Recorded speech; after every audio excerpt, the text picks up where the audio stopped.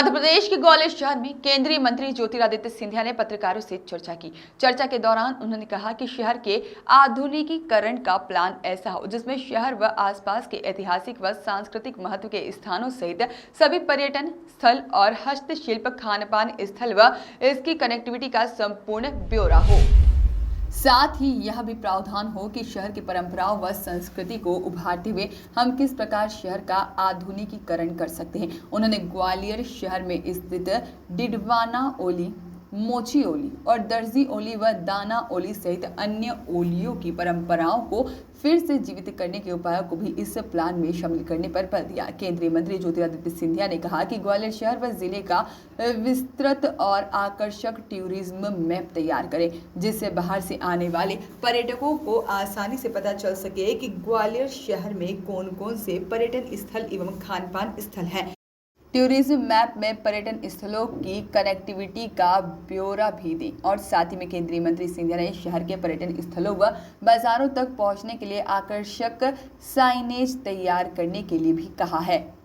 ग्वालियर शहर की दीर्घकालीन पेयजल योजना की समीक्षा को लेकर केंद्रीय मंत्री सिंधिया ने नगर निगम के अधिकारियों को निर्देश दिए कि 3 माह के भीतर पेयजल संबंधित ACDPR तैयार करें, जिससे पता चल सके कि शहर के सभी 66 वार्डों की किस गली में कहां पर पेयजल लाइन डली है और कहां पर चेंबर बने हैं, जिससे इस जानकारी के आधार पर उन गली मोहल्लों व घर तक पानी पहुंचने की पुख्ता व्यवस्था की जा सके जहां अभी पानी की किल्लत है।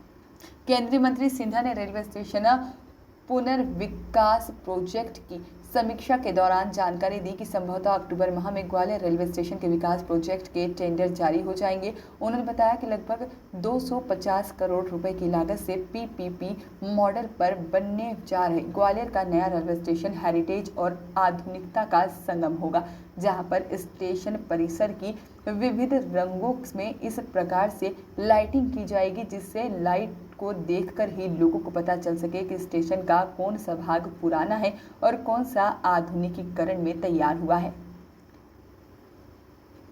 किस तरीके से हिमाचल से सेव आप सीधा मंडी तक पहुंचा सकते हैं, किस तरीके से अरुणाचल और नागालैंड का फल आप देश तक ला सकते हैं और किस तरीके से केरला के मछली पालन के लिए आप एक नई सोच विचारधारा ला सकते हैं। तो ड्रोन पॉलिसी पूरे देश के आर्थिक स्थिति को भी एक नई दिशा देगी, इसका मुझे पूरा विश्वास है। नए रोजगार के अवसर उत्पन्न कराएंगे। 10 क्लास का एक विद्यार्थी 15 दिन 2 महीने के अंदर ड्रोन पायलट बन सकता है। 15 दिन तक के अंदर उसको सर्टिफिकेशन DGC से मिलेगा और उसके बाद 30,000 रुपये प्रति माह तक उसको तनख्वाह मिल सकती है। ये क्षमता है ड्रोन पॉलिसी की। उसी के साथ मध्य प्रदेश में आवागमन की सुविधा हम लोग बढ़ाएं, ये हमारी सोच विचारधारा थी।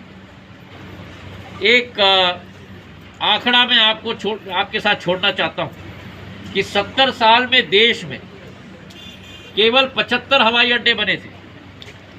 प्रधानमंत्री मोदी जी के कार्यकाल में 7 साल के अंदर 61 नए हवाई अड्डे बने, मतलब करीब करीब डबल हो गया है। 75 के 136 हवाई अड्डे हो गए। ये क्षमता रही है प्रधानमंत्री नरेंद्र मोदी जी की कार्यकाल की।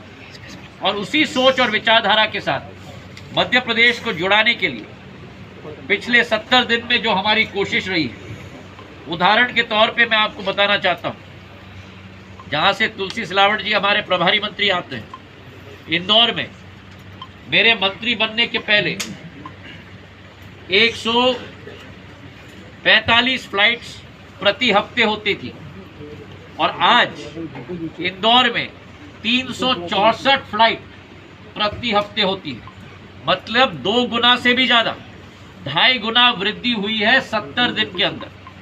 जो इंदौर केवल 8 शहरों के साथ देश में जुड़ा हुआ था, वो इंदौर 70 दिन के अंदर 17 शहरों के साथ जुड़ गया है।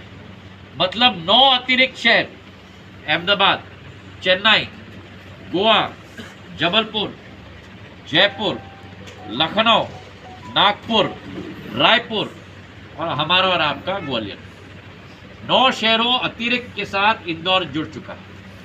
वैसे ही अगर भोपाल की बात करें, जहां 120 फ्लाइट प्रति हफ्ते होती थी, आज 142 फ्लाइट प्रति हफ्ते हो चुकी है, मतलब 22 फ्लाइट की वृद्धि हुई। जबलपुर की बात करें, जहां टोटल मिलाकर 96 फ्लाइट्स जोड़ेंगे ताकि पानी का पाइपलाइन चंबल से और कोटवाल बांध से ग्वालियर आए और ग्वालियर में OHT ओवरहेड टैंक में आने के बाद उसका वितरण की प्रणाली भी पूर्ण रूप से बन जाए। अभी मोटा मोटा आकलन है हमको करीब 300 करोड़ का, पर इसमें 10-15% की वृद्धि या कमी भी हो सकती है। तो करीब 500 करोड़ रुपए, 550 करोड़ रुपए की योजना बन रही है 2050 के लिए।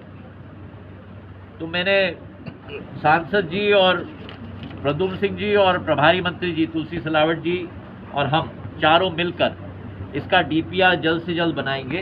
225 करोड़ की पाइपलाइन की योजना की DPR तैयार है और दोनों के लिए मैंने निवेदन किया है मुख्यमंत्री शिवराज सिंह जी से, या तो प्रदेश से, या तो जल जीवन मिशन से, और या तो मैंने वित्त मंत्री निर्मला सीतारमण जी से भी बात किया है कि प्रदेश के लिए विश्व बैंक या ADB से सस्ते दरों पर 20-25 साल रुपए का ऋण हम लोगों को मिले ताकि ये 550 करोड़ रुपए की महत्वाकांक्षी योजना हम लोग पूर्ण कर पाए।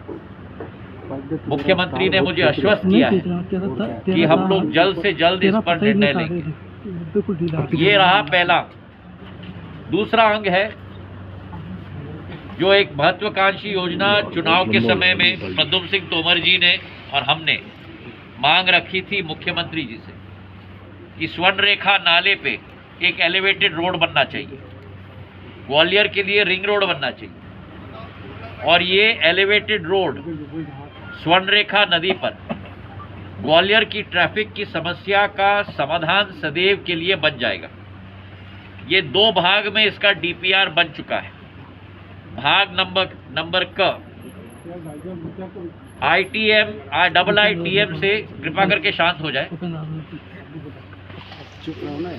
IITM से रानी लक्ष्मीबाई की मूर्ति तक ये करीब 6 किलोमीटर है और 447 करोड़ रुपए की योजना है। और दूसरा भाग है रानी लक्ष्मीबाई जी की मूर्ति से हनुमान बांध तक 8.5 किलोमीटर, जो 450 करोड़ रुपए की योजना है।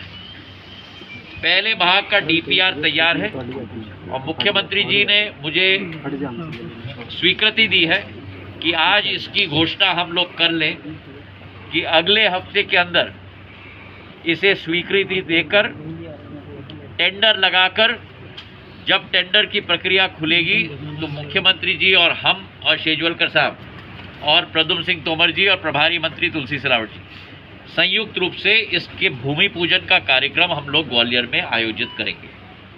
तो ये एक बहुत महत्वाकांक्षी योजना है ग्वालियर के लिए। पहला भाग 450 करोड़ का है और उसका भूमि पूजन आने वाले 2 महीने में जब टेंडर की प्रक्रिया खुलेगी, खुलते ही उसका भूमि पूजन हम लोग ग्वालियर में करेंगे।